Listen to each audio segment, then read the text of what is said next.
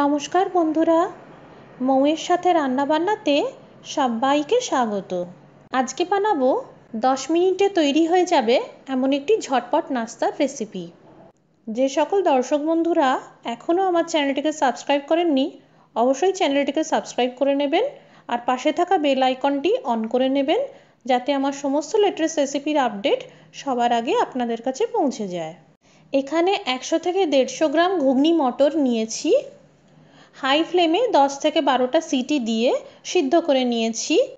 এই ঘুগনি মটর সিদ্ধ করার সময় খেয়াল রাখতে হবে ঘুগনি মটর গোটা থাকতে হবে, কিন্তু ভালোভাবে সিদ্ধ হতে হবে।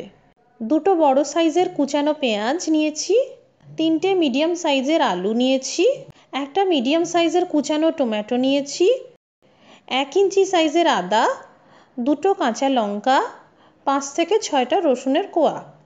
এগুলো একসঙ্গে বেটে নিতে হবে। এখানে আলুটাকে লম্বালম্বি করে কেটে নিলাম, এরপর ডুমো ডুমো করে কেটে নিতে হবে। আপনারা অবশ্য আপনাদের পছন্দ মতো সাইজে কেটে নিতে পারেন। এবার কড়াইতে তেল দিয়ে দিলাম 3-4 চামচ মতন। লবণ এবং হলুদ মাখানো আলুর সব পিসগুলো একে একে তেলে দিয়ে দিলাম। এবার ভালো করে ভেজে নিতে হবে। এই নাস্তার রেসিপিতে একটু বেশি তেল দিলেই ভালো, এতে খেতে ভালো লাগে। আপনারা চাইলে অবশ্য কম তেলেও রান্না করতে পারেন। সোনালি বাদামি রং আসা পর্যন্ত ভাজলেই হবে। এই দেখুন, বেশ লাল করে ভেজে নিয়েছি। এবার তেল থেকে তুলে নিলাম। দিয়ে দিলাম 1 চা চামচ আস্ত জিরে ফোড়ন। এবার কুচানো পেঁয়াজটাও দিয়ে দিলাম। এখানে পেঁয়াজ কুচি হাই টু মিডিয়াম ফ্লেমে কষাতে হবে, কিন্তু খুব বেশি লালচে বাদামি করে ভাজবো না।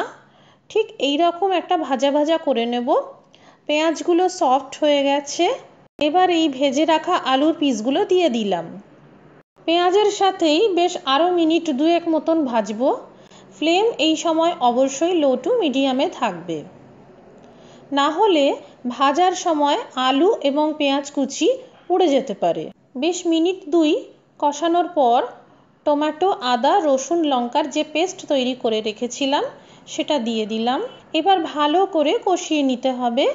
লো টু মিডিয়াম ফ্লেমে বেশ 5 মিনিট মতন কষাবো।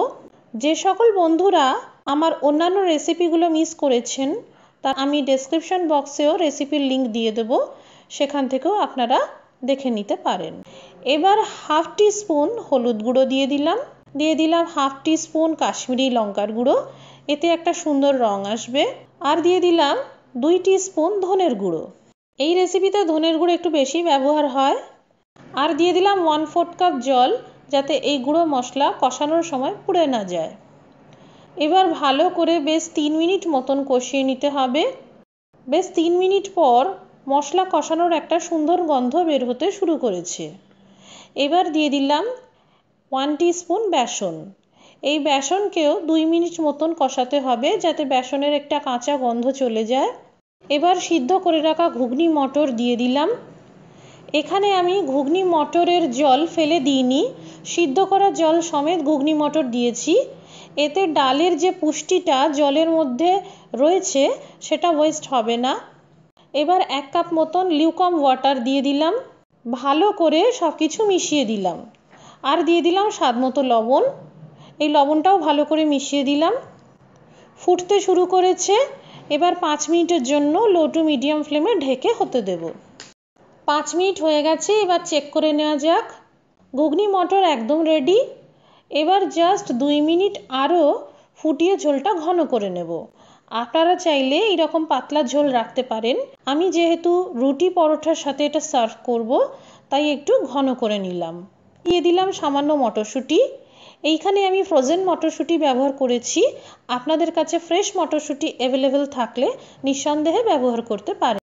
এবার দিয়ে দিলাম 1 টিস্পুন ড্রাই কাসুরি মেথি। এই কাসুরি মেথির জন্য স্বাদটা অনেক বেড়ে যাবে। দিয়ে দিলাম 1/4 টিস্পুন গরম মশলার গুঁড়ো।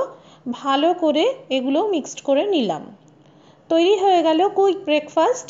রুটি পরোটার সাথে দারুণ লাগবে। নিরামিষ এই রেসিপিটি অবশ্যই ট্রাই করুন আর কমেন্ট করে জানান যে কেমন লাগলো, কারণ আপনাদের কমেন্ট পড়তে আমার খুব ভালো লাগে। লাইক এবং শেয়ার করতে ভুলবেন না। ভিডিওটি দেখার জন্য অনেক ধন্যবাদ। সবাই ভালো থাকবেন, সুস্থ থাকবেন।